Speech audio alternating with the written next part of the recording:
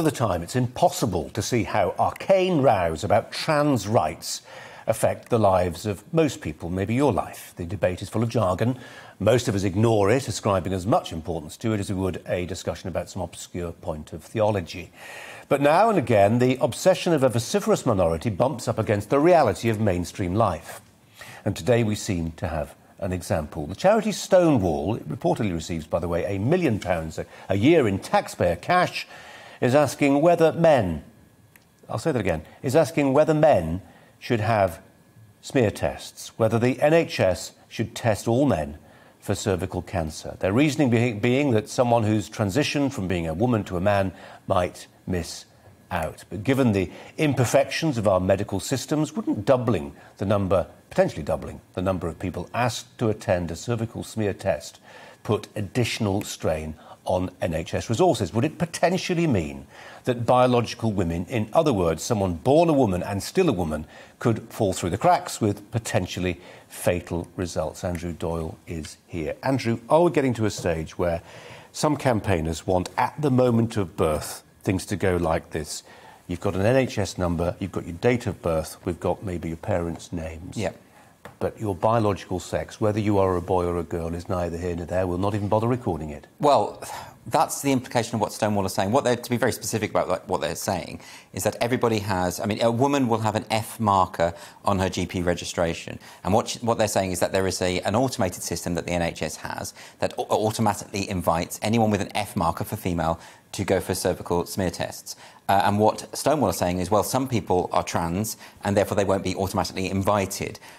So there's a really simple solution to all of this, which is that the NHS must record biological sex, and then there could potentially be an option for them to record gender identity for the minority of people who believe in gender identity. Of course, most people don't believe in such a thing.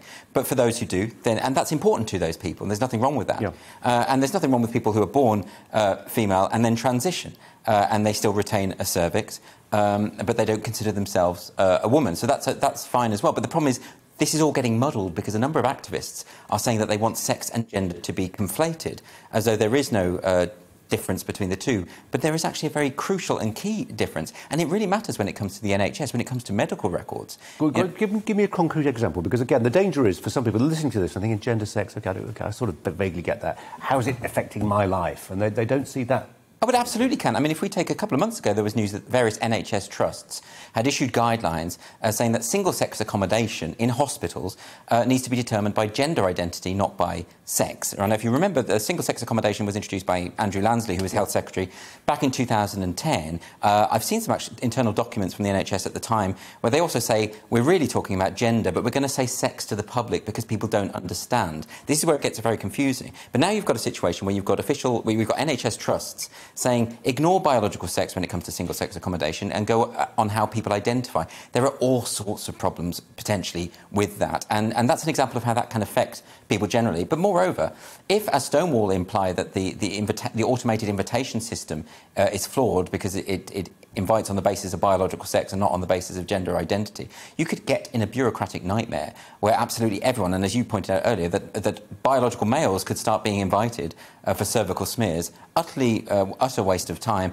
which of course means that some trans people, trans women might fall through the cracks. Trans men, sorry, might fall through the cracks. Well, experience has taught us that when you've got the biggest employer in Europe, the NHS, with over 1 million people working for it, it does brilliant jobs, but it's a human institution on scale, and bureaucratic administrative errors do happen. And when you're talking about a whole cohort of the entire population wanting to have a diagnostic test like a smear test, it wouldn't take much for those cracks to start appearing. Absolutely. I mean, this really shouldn't be that difficult a conversation. But we've seen this week, politicians just struggling and getting very flummoxed when they're asked about basic questions. Keir Starmer and Rachel Reeves didn't know what to say when they were asked, is it transphobic to say only women have a cervix?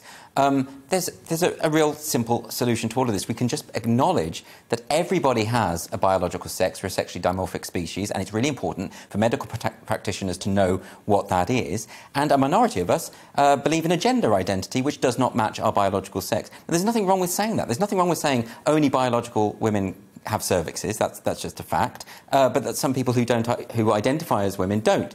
there's nothing wrong with saying this and pointing this out. Why people have to get in such a muddle about this, why there has to be such a level of hostility if one group doesn't share the other group's definition of woman.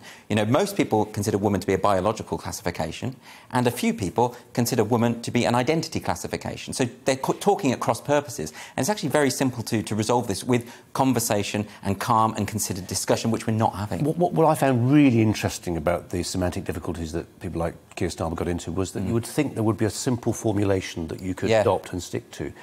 But it seems to be almost impossible to find it. And I think that really tells you something. It tells you that they don't want to say what they really think. When they start stammering and saying, oh, I'm trying to obfuscate and work around the question, and we know that. You've interviewed enough politicians to know that what that means is they don't want to tell you what they actually think. And people like Rachel Reeves and Keir Starmer are fully aware that if they say what they think, they're going to get in a lot of trouble for it. And they're trying to ride two horses. That's the problem. They know there's the red wall constituencies where they're scratching their heads and they're thinking that this is an arcane discussion with no bearing on my actual life. Yes. And there are progressive activists who work for charities like Stonewall who are wagging the big finger at them saying you will adopt this policy or else. That's right, exactly. But like I say, the easy formulation is one that I would recommend. If someone says, is there a problem saying only women have cervixes? Then say, if by woman you mean a biological human female, no, that's a factually accurate statement. If you mean gender identity, then we have to have a different conversation about that. That's all you have to do, rather than pretend that you want to talk about something else and move the interviewer to another area, because you look bad, and it really does alienate a lot of voters. People think, as you say, this doesn't affect me. This is bizarre. Let's move on.